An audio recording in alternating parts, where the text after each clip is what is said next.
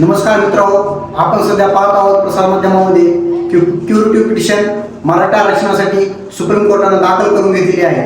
तर याबद्दल तुम्हाला माहिती आहे का? क्युरेटिव्ह पिटिशन काय आहे, रिव्ह्यू पिटिशन काय आहे आणि क्युरेटिव्ह पिटिशन कशासाठी दाखल करतात? तर मित्रांनो, आपल्याला माहिती आहे की जर आपण डिस्ट्रिक्ट कोर्टमध्ये अपील केलं असेल, तिथं जर निकाल हा तुमच्या विरोधात लागला तर तुमच्यापुढे एक पर्याय असतो हायकोर्टामध्ये. हायकोर्टामध्ये तुम्ही अपील करू शकता आणि हायकोर्टामध्ये जर तुमच्या विरोधात निकाल लागू नाही पण तिथेही तुमच्या विरोधात जर निकाल लागला तर तुमच्यासमोर पर्याय असतो हा सुप्रीम कोर्टाचा. मग तुम्ही सुप्रीम कोर्टामध्ये अपील केल्याच्या नंतर तिथेही तुमच्या विरोधात निकाल लागू नाही पण तिथेही तुमच्या विरोधात निकाल लागत असेल तर मित्रांनो, तुमच्यापाशी पर्याय राहत नाही, कारण तिथून पुढे सर्व पायऱ्या ह्या संपलेल्या असतात. मग तुमच्यापाशी ते दोन पर्याय शिल्लक असतात. क्युरेटिव्ह पिटिशन नावाचा एक पर्याय असतो आणि रिव्ह्यू पिटिशन नावाचा एक पर्याय असतो. हे दोन पर्याय तिथे असतात. तर मित्रांनो, मग आज त्याच क्युरेटिव्ह पिटिशन विषयी आपण माहिती घेणार आहोत. तर क्युरेटिव्ह पिटिशन हा 2002 सालापासून सुप्रीम कोर्टाने आपल्याला दिलेला हा पर्याय आहे.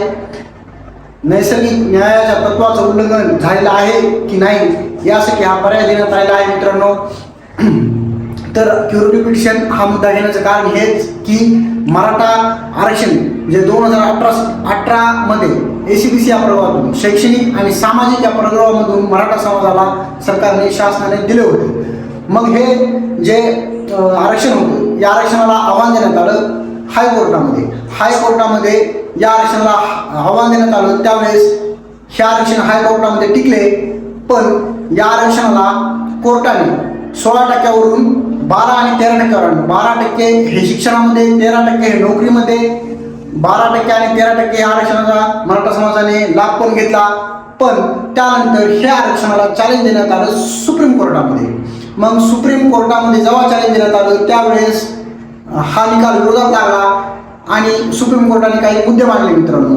सुप्रीम कोर्टाचं म्हणणं होतं की आरक्षण हे 50%ची मर्यादा ओलांडते. 50%ची मर्यादा ओलांडल्यामुळं जी आपल्याला सुप्रीम कोर्टाने जी मर्यादा घालून दिलेली आहे आरक्षणाची त्याचं उल्लंघन होत आहे. आणि दुसरं म्हणजे हे आरक्षण कसं दिलं सरकारने आपल्याला शासनाने, तर शैक्षणिक आणि आर्थिक मागास यानुसार गायकवाड आयोगाने ही शिफारस केली आणि ह्यानुसार हे आरक्षण दिलं होतं. पण सुप्रीम कोर्टाने असं सांगितलं की गायकवाड आयोगाच्या शिफारसीनुसार मराठा समाज हा शैक्षणिक आणि आर्थिक मागास होत नाही, ACBC या घटकामध्ये बसत नाही, त्याच्यामुळं हे आरक्षण उलटं होतं.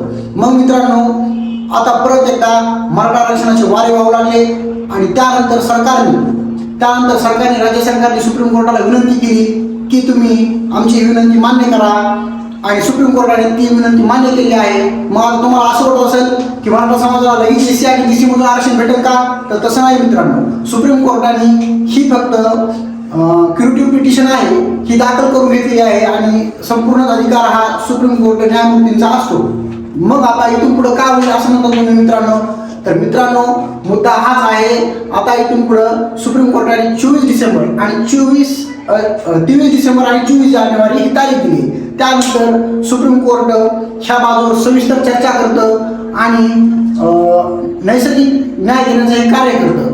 तर आता मित्रांनो, पाहतच आपण 24 जानेवारीला ज्यावेळेस सुप्रीम कोर्ट निकाल देईल त्यावेळेस आपल्याला ह्या रिव्ह्यू पिटिशनचं काय झाले ते कळतं. मित्रांनो, आमचा व्हिडिओ आवडला असेल तर व्हिडिओला लाईक करा, जास्तीत जास्त शेअर करा. धन्यवाद मित्रांनो.